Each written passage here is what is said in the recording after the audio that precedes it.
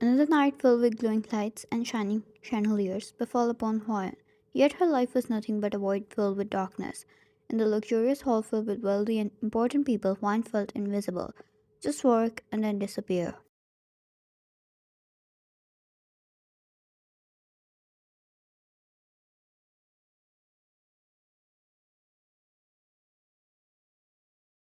That was the purpose of her life. She was a maid in the house of an important figure of the country she belonged to, an assemblyman in the line to become a president. His circles was only other important and sneaky people like him.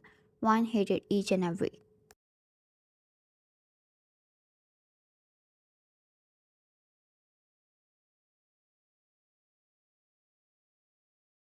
She held a tray with practice teas, holding glasses of wine and champagne which she never could afford. She easily moved to the crowd and served her guests.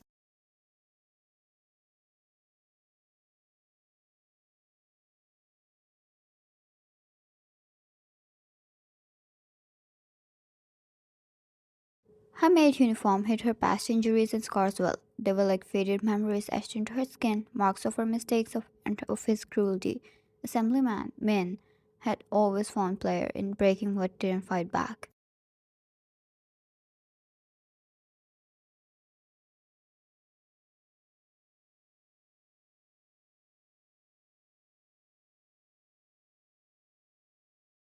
Tonight was no different. She kept her eyes down, careful not to let them linger too long onto the guests. It was a small thing, a careless slip of her fingers as she leaned too far forward to offer a drink to one of the guests.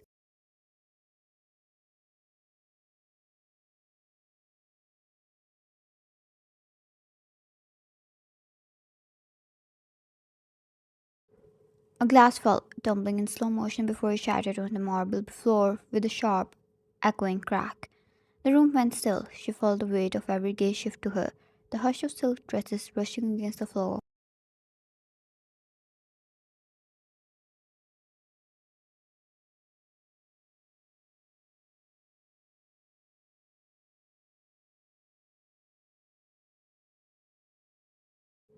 As she stared frozen on her spot, she felt shadows growing and dynastic rages, laughing and screaming at her. But in reality, it was only her anxiety killing her from inside.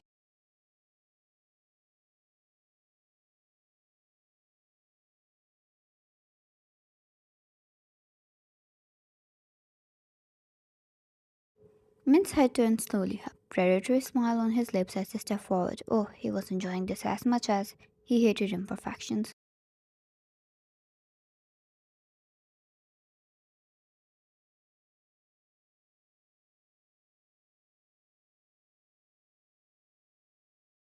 Min, look at what you have done. Such clumsy little hands. Do you want to embarrass me tonight, Ryan? She flinched, but she didn't speak, even when he grabbed her chin with a rough hold.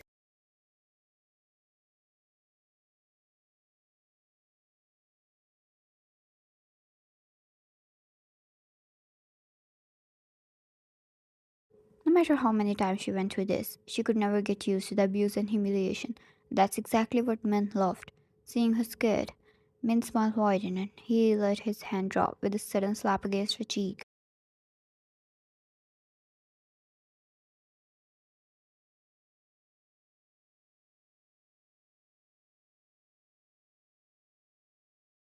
The crack of skin against skin was as loud as the glass had been.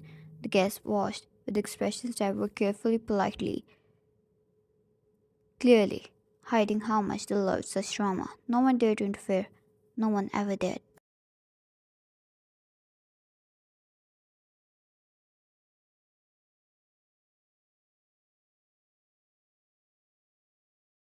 She fell to her knees, her tray clattering beside her, her vision swarm where she pressed her palms against the floor and tried to rise. Her head throbbed from the impact. Min, clean it up. Show them all how sorry you are for your incompetence.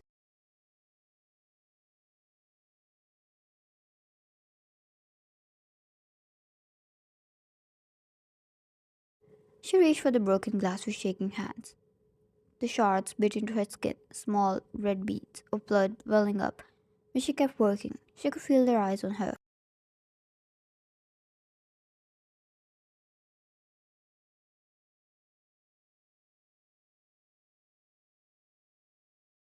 One by one, she picked up the piercing pieces until her hand halted before something even shinier than her blood. Boots, luxurious, clean, shiny, a kind which you would never dream of even touching.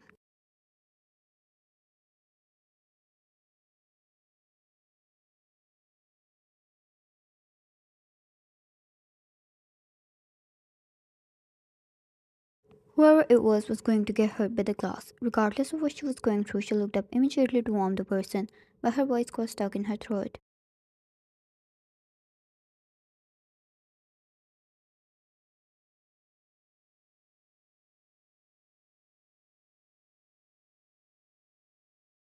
He was a man she knew so well, a man so reputable and powerful that there was not a single person unaware of such person's existence. It was Wine's first time being so close to the man, his aura wrapped around her like a cage.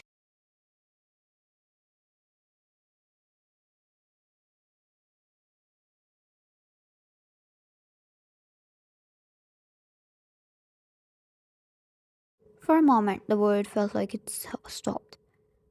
She was nothing but a broken offering at his feet. She was ashamed of how she looked, hair tangled, tears shining in her lashes, her small body bent in supplication before a man who commanded empires with a flick of his wrist.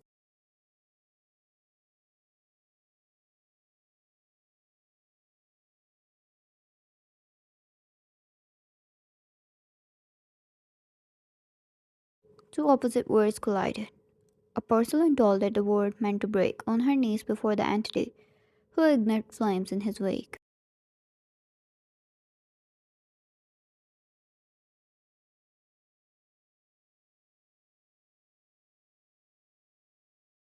Rub your nose against the ground and beg for forgiveness.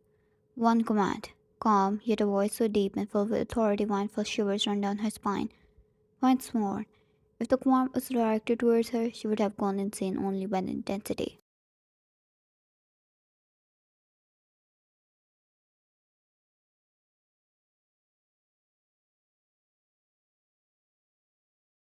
No questions were asked, not even a single hesitation as one watched with horrid eyes.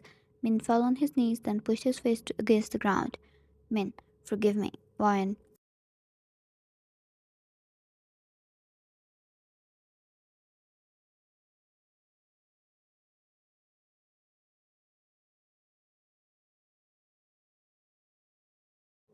Even in her dreams, Vine could never imagine a scene like that. Her blood-filled hand raised up to cover her mouth.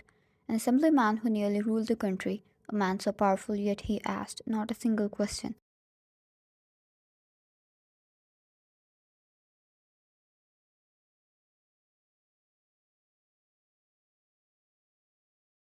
Min, I'm truly sorry, Vine. Please forgive me. He repeated. Vine slowly crawled back a little, her body being drawn in. Goosebumps. But she was just a maid.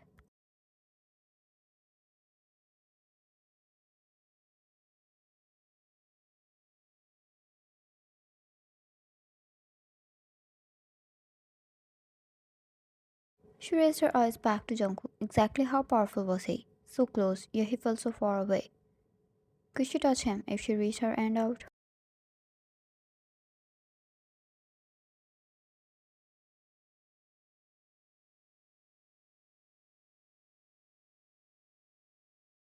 Min begged again and then again and then again until Wine processed the situation. Once she could function again, she stood up and walked away from there. Min stayed on his knees. Not a single person uttered a single word.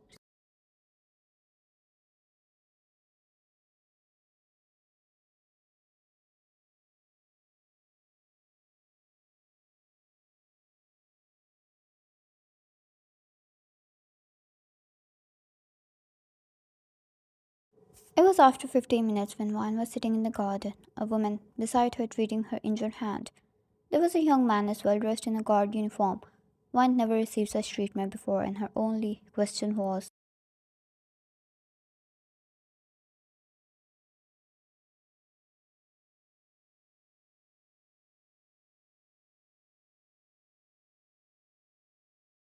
Wine, why? She asked. She was just a maid working under an assemblyman. She was forced to stay there. Being in that home, she had learned too many secrets about politics. A little rebellion. and she would be silenced forever.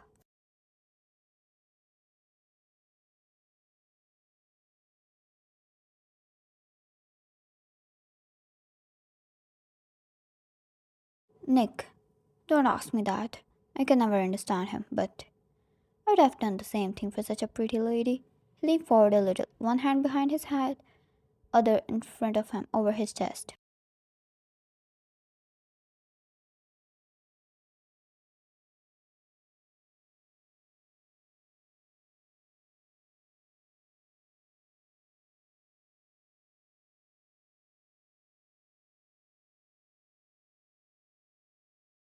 Nick, do you like flowers? You look like one yourself. He grinned and then received a kick against his shin by the woman who was healing wine. Nick groaned and stumbled back, falling, and then cursed.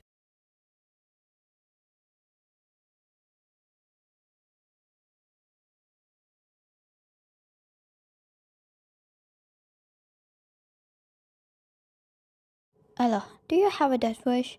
Nick, a doctor is not supposed to hurt people. Who gave you the license? Ella, don't mind him. He's the youngest, doesn't even know the word yet.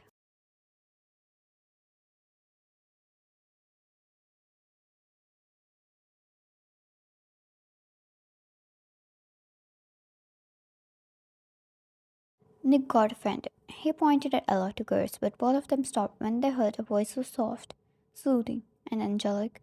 Wine's laughter, a kind of harmony they never experienced in their bloodful life.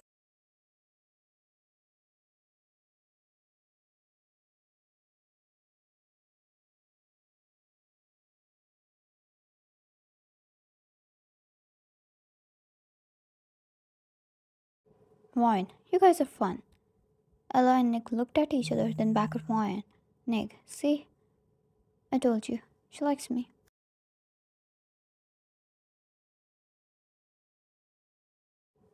Who likes who?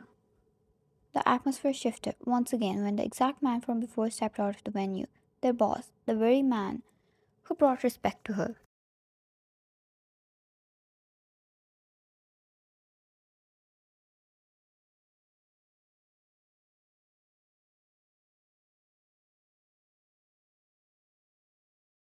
Nick and Ella stood up and ran to him. Jungkook. He had blood on him which wasn't there the last time Wine saw him. He was far away. Wine couldn't understand what Nick and Ella were rambling about to him.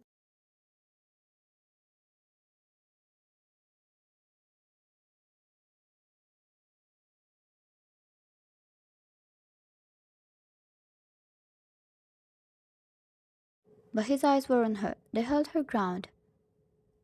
She felt bare before him. He held such power on her, yet all the same time she's grown such deep respect in her heart for him. She didn't know what it was she wanted from him, but his every step, advancing towards her, drew her breath away.